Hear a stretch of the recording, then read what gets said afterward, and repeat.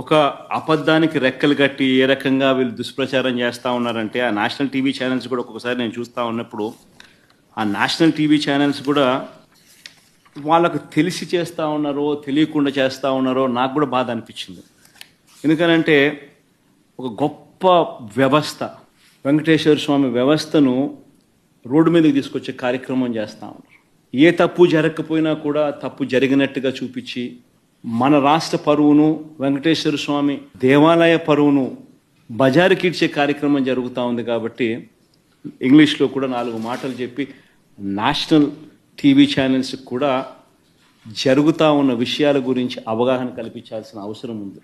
నిజంగా ఇది ప్రైమ్ మినిస్టర్కు లేఖ రాస్తాం, దీని తర్వాత సుప్రీంకోర్టు చీఫ్ జస్టిస్ గారికి కూడా లేఖ రాస్తాం. దీని తర్వాత చంద్రబాబు నాయుడు గారు అనే వ్యక్తి తన రాజకీయ యావ కోసం దురుద్దేశంతో తిరుమల తిరుపతి వెంకటేశ్వర స్వామి ఆలయాన్ని భ్రష్టు పట్టించే విధంగా తాను మలాయించేసే కార్యక్రమం చేయడం ధర్మమేనా?